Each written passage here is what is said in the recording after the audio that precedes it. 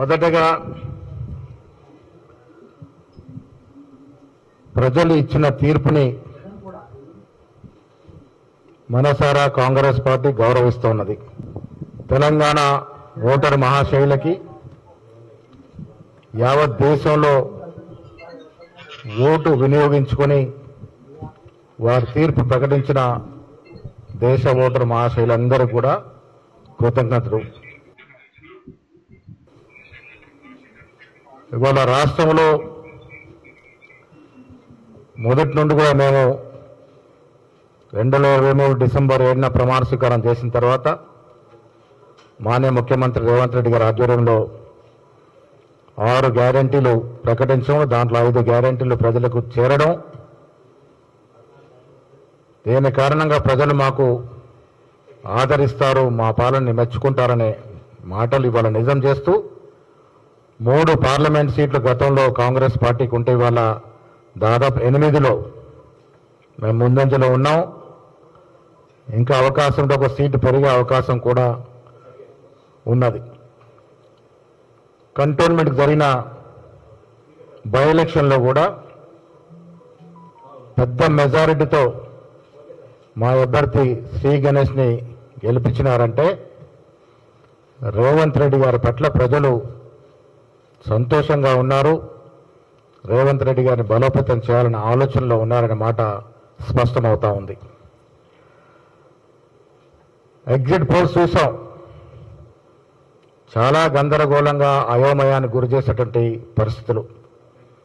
మొన్న సాయంత్రం మేము చెప్పాం, ఎగ్జిట్ పోల్స్ ప్రామాణికం కాదు, ఎగ్జాక్ట్ పోల్స్ కోసం వెయిట్ చేద్దామనే మాట. 400కే పార్ అనే నినాదం కొంత మీడియా ప్రభావం, అందరూ కాకపోయినా కొంత మీడియా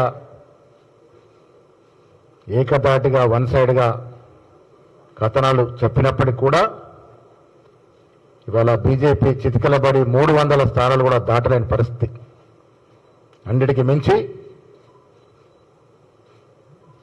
అయోధ్య మందిరం కట్టినామని ఘనంగా చెప్పుకున్న ఫైజాబాద్లో ఇవాళ బీజేపీ వెనుకంజలో ఉండడం, ప్రజల తీర్పు ఏంటంటే భగవంతుడు మతం గౌరవప్రద స్థానంలో ఉండాలి, వారిని రాజకీయాలకు లాగకూడదు అన్నటువంటి మాట ఇవాళ అయోధ్య ఏ స్థానంలో అవుతుందో ఫైజాబాద్ స్థానంలో బీజేపీ వెనుకంజలో ఉంది అంటే అది దానికి అర్థం పడతా ఉంది. మాటికి 400 పార్ అన్నారు,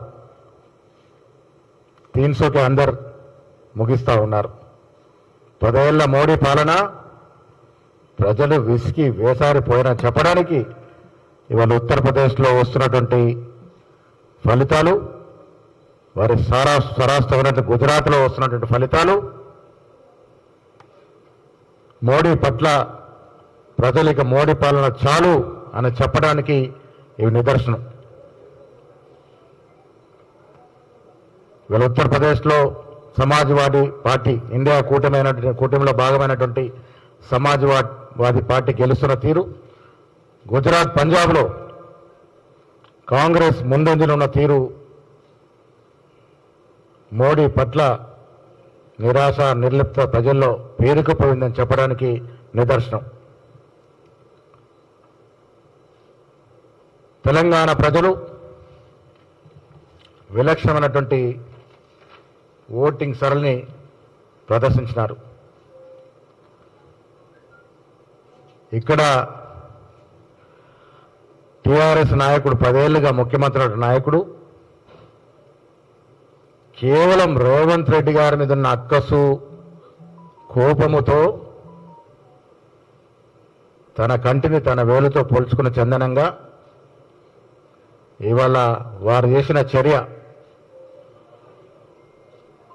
కాంగ్రెస్ ప్రభుత్వం ఎక్కువ సీట్లు రాకూడదని పై స్థాయిలో నాయకులు, కింది స్థాయిలో కార్యకర్తలు మూకుమ్మడిగా ఏకమై బీజేపీ పార్టీకి ఓట్లేసిన తీరు, ఎక్కడెక్కడైతే బీజేపీ గెలవాలో అక్కడ పలచని అభ్యర్థులను పెట్టిన తీరు, కింది లెవెల్లో వారు కుమ్మక్కై ఓటింగ్ సరళిని నడిపిన తీరు, ఇవన్నీ చేసినా कांग्रेस पार्टी आ जाओ, कांग्रेस पार्टी आओ अनिल आ जाओ,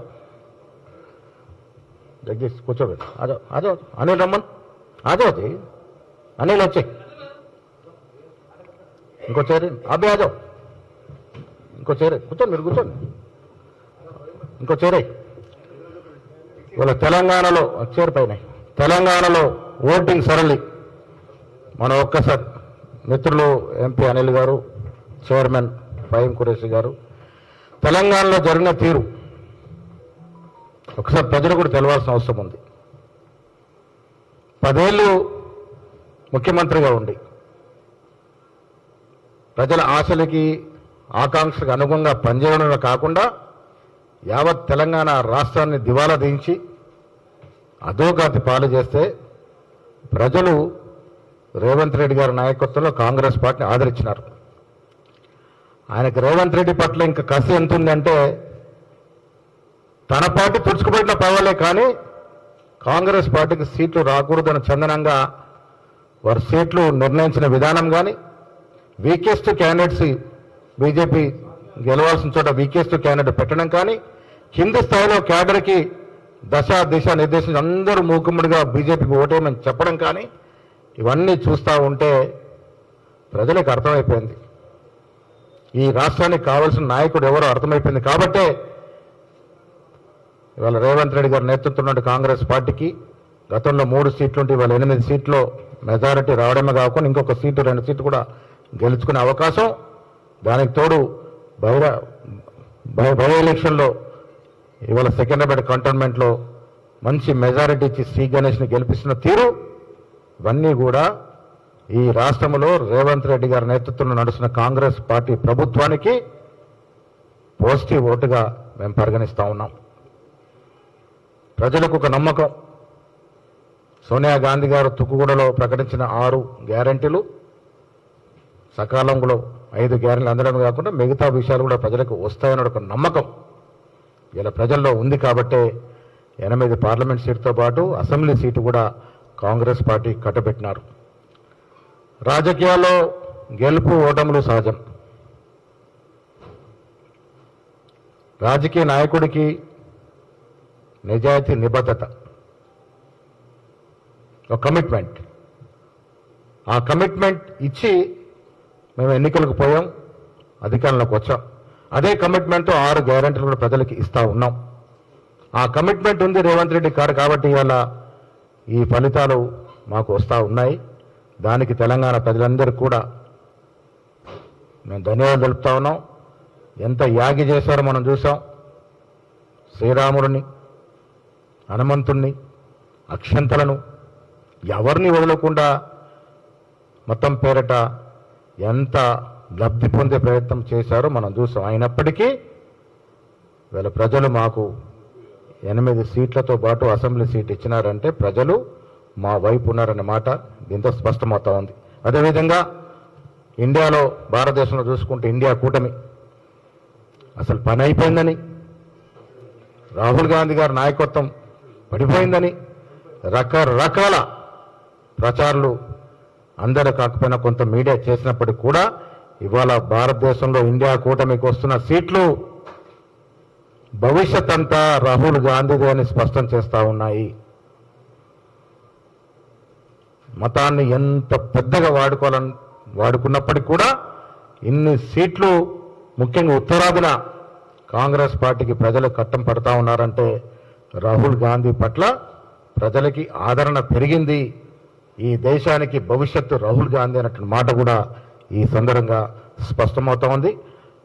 ఈ ఎన్నికల్లో కష్టపడి పనిచేసినటువంటి మా శాసనసభ్యులు కావచ్చు, కింది స్థాయిలో ఉన్నటువంటి పునాదులు మూల స్తంభాలన్న కార్యకర్తలు కావచ్చు, మీలాంటి మిత్రులు మీడియా మిత్రులు కావచ్చు, కాంగ్రెస్ అభిమానులు ముఖ్యంగా మహిళలు మాకు ఈ ఆశీర్వాదం ఇచ్చినందుకు వారికి కూడా కాంగ్రెస్ పార్టీ తరఫున మనస్ఫూర్తి ధన్యవాదాలు.